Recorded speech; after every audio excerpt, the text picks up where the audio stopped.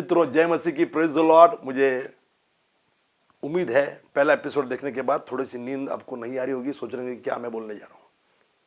और आज मैं सारे राज धीरे धीरे खोलने की कोशिश करूंगा, सारे पत्ते मैं आपको दिखाने की कोशिश करूंगा, लेकिन एक एपिसोड में नहीं, 2 एपिसोड में नहीं, पता नहीं मुझे कितना एपिसोड लगेंगे, लेकिन मुझे उम्मीद है कि आप ये स्टडी एंजॉय करोगे। और उसके बाद हम कुछ सिंपल और बेहतरीन बातों को भी, जो इम्पोर्टेंट है, कई बार जो चीज़ सिंपल लगती है लेकिन वो इम्पोर्टेंट होती है भैया, तो मैं कुछ ऐसे भी बातों को मैं लेकर आऊँगा। लेकिन आइए हम देख रहे हैं परमेश्वर के और हमारे प्रभु यीशु मसीह के पहचान की जगह पर आपको शब्द इस्तेमाल करना है, नॉलेज, ज्ञान में बढ़ते जाओ।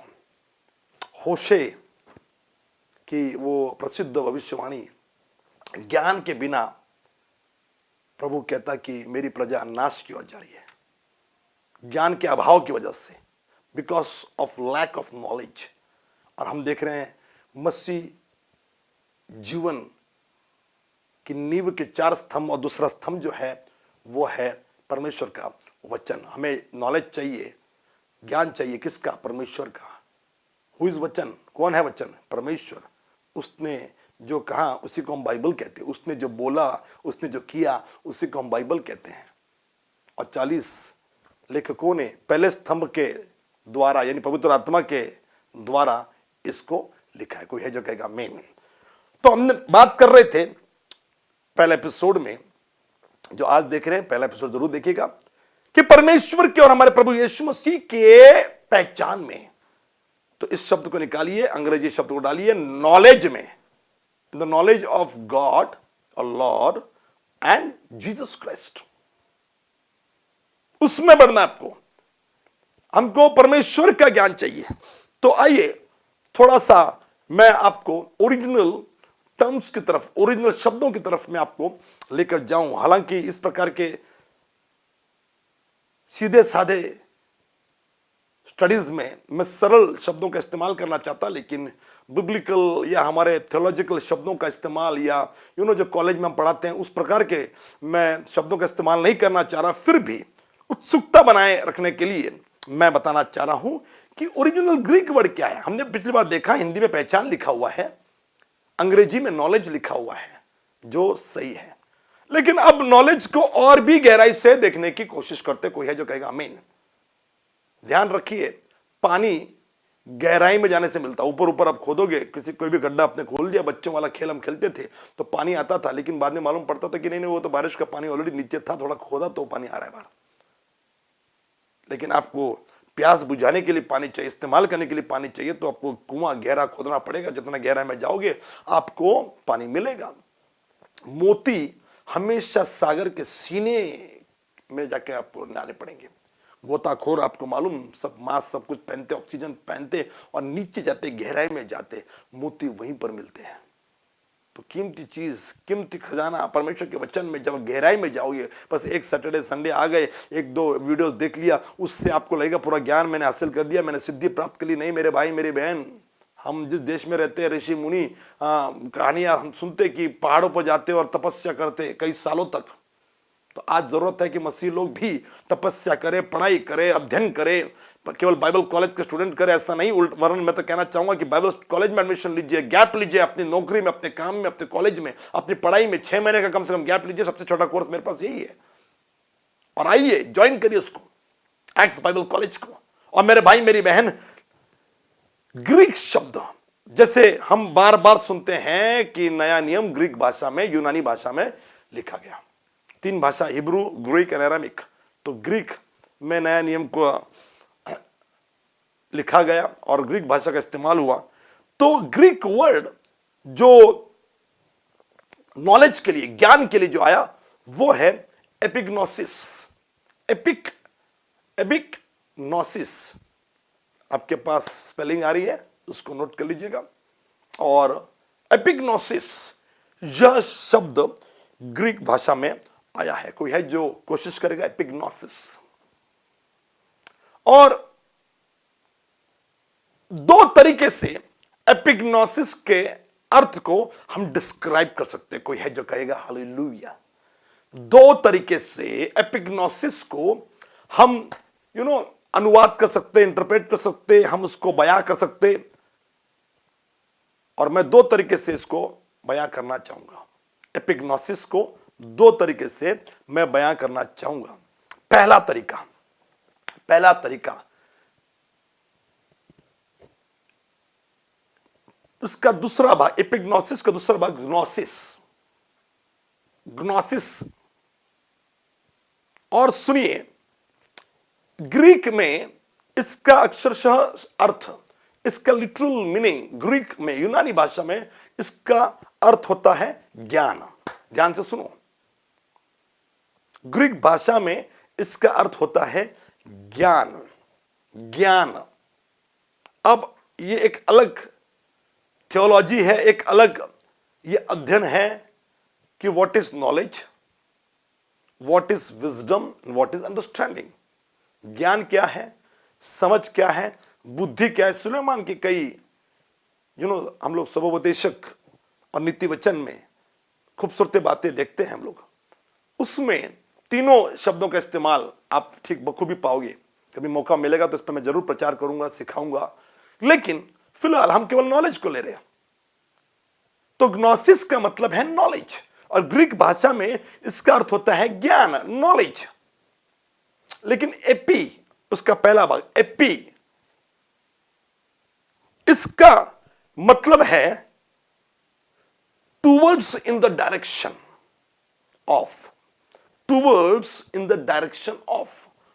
अब मैं आपको इसको समझाने की कोशिश करता हूं, ध्यान से सुनिए। ज्ञान है, लेकिन वो ज्ञान किसी विशिष्ट डायरेक्शन की ओर आपको लेकर जा रहा है, किसी विशिष्ट दिशा की ओर आपको लेकर जा रहा है। कोई है जो कहेगा आमीन। ज्ञान है, ग्रीक भाषा में ग्नोसिस का मतलब है नॉलेज, लेकिन एपिग्नोसिस ये शब्द ओरिजिनली दूसरा पत्रस पहला अध्याय दूसरी आयत में इस्तेमाल हुआ, जिसका मतलब है ज्ञान, लेकिन वो ज्ञान हमको किसी विशिष्ट डायरेक्शन में, किसी विशिष्ट दिशा में लेकर जा रहा है। कोई है जो कहेगा आमीन। और कई बार आपके जीवन में, आपके अंदर एक पैशन आएगा, एक जुनून आएगा। किस चीज का जुनून मालूम आपको? उस विशिष्ट डायरेक्शन में उस चीज को हासिल करने के लिए, उस चीज को समझने के लिए, उस चीज का ज्ञान लेने के लिए एक जुनून है, एक पैशन है, और वो सबको नहीं होता। और आज मैं आपको यही निवेदन करना चाहता हूं कि इस स्टडी के माध्यम से अपना जुनून बढ़ाइए, अपना पैशन बढ़ाइए, लेकिन वो पैशन थोड़ी देर के लिए मर्यादित नहीं होना चाहिए। वो पैशन हमको किसी विशिष्ट डायरेक्शन में, किसी विशिष्ट दिशा में, जो परमेश्वर के बारे में, जो यीशु मसीह के बारे में ज्ञान है, वहां पर लेकर जा रहा। कोई है जो कहेगा आमीन। और ध्यान रखिए कि एपिग्नोसिस, ये दोनों वर्ड हमने दूसरा पत्रस में देखा, खाली ग्नोसिस नहीं है, एपिग्नोसिस दोनों मतलब ज्ञान भी है, विशिष्ट डायरेक्शन में भी लेकर जा रहा है। मैं कुछ अंग्रेजी लाइन में लिखकर यहां पे मैं आपको बोलना चाह रहा हूं, उसको मैं हिंदी में बताऊंगा। Epignosis a knowledge which is always moving further in the direction of that which it seek to know. Epignosis a knowledge, इसका मतलब है a knowledge which is always moving further. एक ऐसा ज्ञान, एपिग्नोसिस का मतलब क्या है? मूल भाषा में एपिग्नोसिस मतलब नॉलेज, मतलब ज्ञान, परमेश्वर के और यीशु मसीह के जानने के लिए जो ज्ञान है, वो परमेश्वर का वचन, एनीथिंग अबाउट गॉड। लेकिन epignosis a knowledge which is always moving, जो हमेशा मूव होता है, कभी रुकता नहीं है। ध्यान से सुनो, अभी मुद्दे पर आ रहा हूं। ये डेली बाइबल स्टडी है, एक एपिसोड गया, दूसरा गया, दूसरा गया, तीसरा गया, तीसरा गया, चौथा, चौथा गया, पांचवा, जब तक खत्म नहीं होगा तब तक आता रहेगा। और खत्म होने का तीसरा स्तंभ देखेंगे। एक ऐसा ज्ञान, आत्मा के बारे में हम ज्ञान ले रहे हैं, अब वचन के बारे में ज्ञान ले रहे हैं और ज्ञान ही ले रहे हैं। ताजुब की बात है, जो आज मैं सिखा रहा हूं उसकी जरूरत पहले स्तंभ को जानने के लिए, पवित्र आत्मा को जानने के लिए भी लगेगी, उसकी जरूरत तीसरे और चौथे स्तंभ को जानने के लिए भी लगेगी, बाइबल को पढ़ने के लिए भी लगेगी। और यह कभी रुकता नहीं है। नहीं मैं पहले पढ़ाई करता था, नहीं मैं पहले स्टडी करता था, नहीं अब तो मैं नहीं करता, अब तो समय नहीं मिलता, अब तो ज्ञान नहीं मिलता, अब तो मतलब ज्ञान मिल रहा है लेकिन अब मुझे पर टाइम नहीं है, अब तो मैं बिजी हो गया हूं, अब तो फैमिली हो गई है, अब तो पत्नी आ गई, बच्चे आ गए, अब तो परिवार है, सब कुछ देखना पड़ता है, पूरे प्रपंच में मैं चल रहा हूं। मेरे भाई मेरी बहन, कुछ लोग रुक जाते, कई सेवक रुक जाते। मैं सेवकों को और लीडर्स को मैं आज पूछना चाह रहा हूं, आपने लास्ट पढ़ाई कब की थी? आपने लास्ट स्टडी कब की थी? आपने लास्ट परमेश्वर के बारे में जानने की कोशिश कब की थी? प्रीचिंग तो बहुत की हमने, प्रचार तो बहुत किए, प्रचार तो रेवलेशन है, प्रचार तो ये लोगों के लिए, बोध के लिए है, एंकरेजिंग के लिए है, सुधारने के लिए है। आपने प्रचार तो बहुत किए, लेकिन परमेश्वर को जानने की कोशिश कब की थी? वचन के द्वारा, बिब्लिकली वचन के द्वारा जानने की कोशिश कब की थी? यीशु मसीह को जानने की कोशिश कब की थी?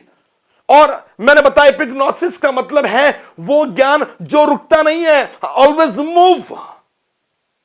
आज जाना हमको, आगे और जानना हमको, और गहराई। एक बड़ा खूबसूरत सा गीत रेवरेंड डेविड मोरार के द्वारा लिखा गया, कंपोज किया गया, और मेरी मां रेखा दुबे ने इसको गाया। तेरे प्यार में मसीहा मैं गहरा उतर चलूं, मेरी मंजिल तुम ही हो, मैं हर पल बढ़ा चलूं। तो प्यार को निकाल दीजिए, इस गाने को हम गाएंगे, तेरे ज्ञान में मसीहा मैं हर पल बढ़ा चलूं, मेरी मंजिल ज्ञान सिर्फ तुम ही हो। कौन सा ज्ञान? खुदा का ज्ञान, यीशु मसीह का ज्ञान। दुनिया का ज्ञान, ज्ञान तो बाहर बाकी की भी है, मैं बताया आपको।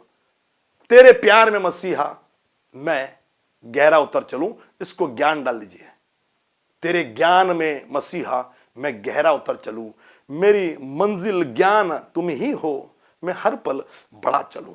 कोई है जो कहेगा आमीन, कोई है जो कहेगा हालेलुया। इस गीत को जानने वाले थोड़ा सा मुस्कुरा भी सकते हैं। कोई है जो कहेगा hallelujah. Epignosis, a knowledge which is always moving further, जो हमेशा आगे बढ़ता रहता है। कल जितना मालूम था ना मुझे खुदा के बारे में, यीशु मसीह के बारे में, आज मुझे उससे ज्यादा मालूम है। क्या आप ये क्लेम कर सकते हो? हेलो, ध्यान से सुनिए।